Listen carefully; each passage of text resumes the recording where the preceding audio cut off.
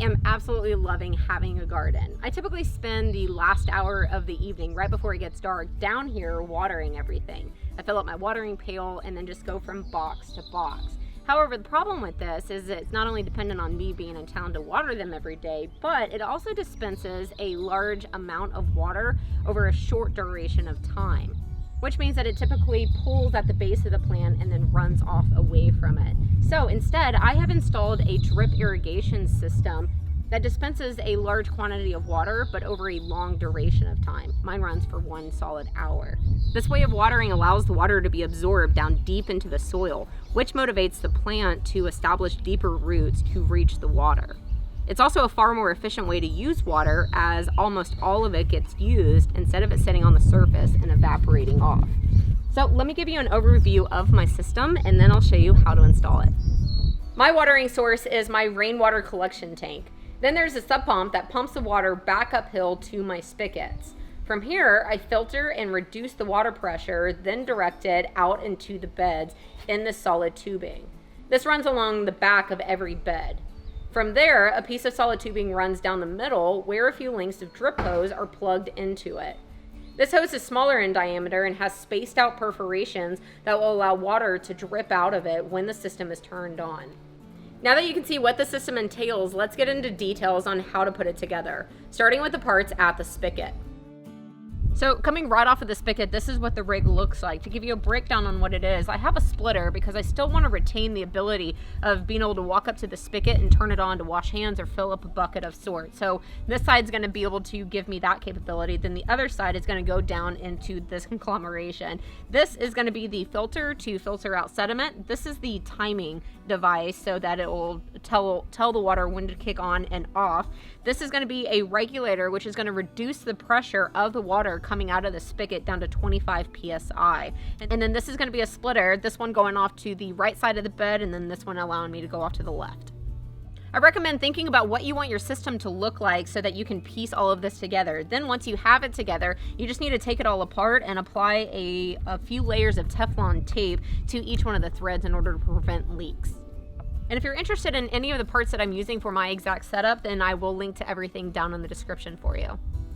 Whenever you're applying Teflon tape, keep in mind that you need to be wrapping it in the direction so that whenever you thread on the fitting, you're going to be going with the wrapping and not against it. So the overlap is laying down this way. If you were to turn it to the right, it's actually going to be lifting up on that overlap. Whereas if you simply wrap it from the other direction, as you tighten the fitting down, you'll actually be compressing that lip into itself, so where it won't want to peel up.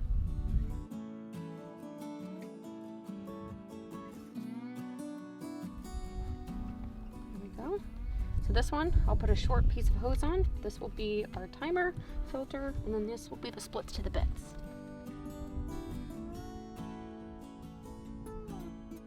From the split, now we're going to be running the main water supply line through each one of the beds. Next, I'm going to drill a hole through the back of each one of the planters, and this is going to feed the main water supply line, if you will, to each one of the beds. And then from there, we're going to split off and actually install the drip hose.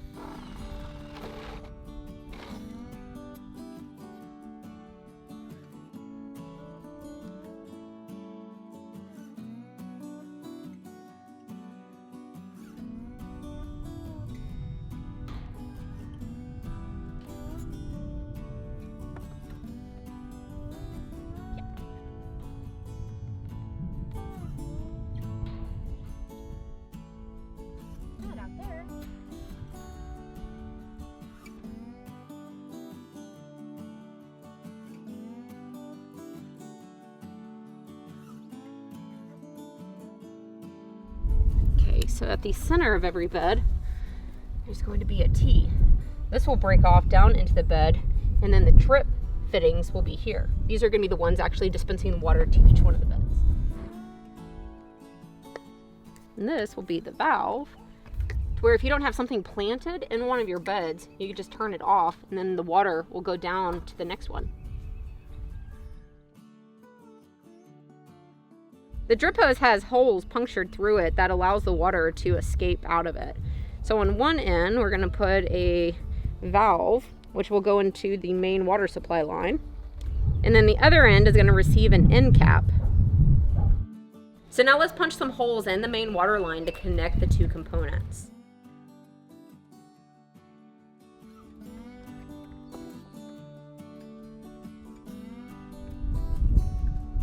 This little guy will punch a hole in the side for the drip system. You can offset the holes and come down here and do the same. And then this will cap it off. You can place the drip lines at the spacing you'd like, but I made all of mine the same and placed 4 per bed. I do have plans to the garden as well as all of these fittings linked for you down below.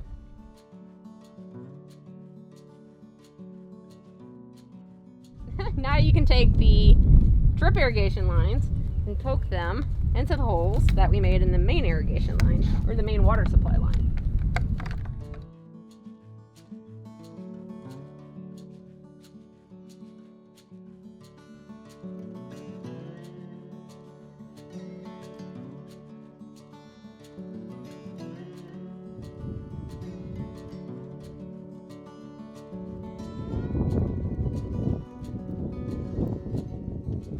The drip hose can now be staked down into place. There are plastic holders you can buy, and I did actually, but after I ran out, I grabbed some baling wire and made my own by rounding over the top and then sticking it in the ground.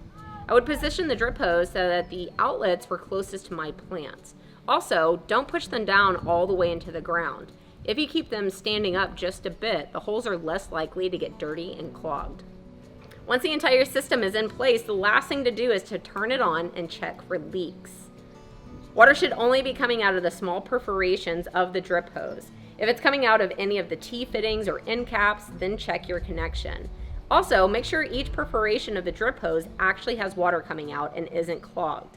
If it is, then a small toothpick works easily enough to clear it out. Depending on your climate and also what you're growing should determine how long you need to let your system run. I have mine set to run for 1 hour at 4 a.m. every day, and I found this to work. However, now that it's summer, I might have to run it a second time. We shall see. It's surprising how well the system works. I mean, my garden is just looking fabulous. So if it's on your to-do list, then it's actually a very quick and easy process to set up. I've left the links to all of the fittings that I've used and other garden-related projects that I've done in the past. So check the description for that, and I'll see you on my next project.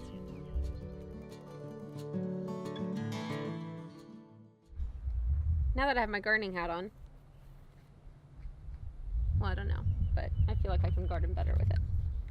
I was just like, why does that matter? But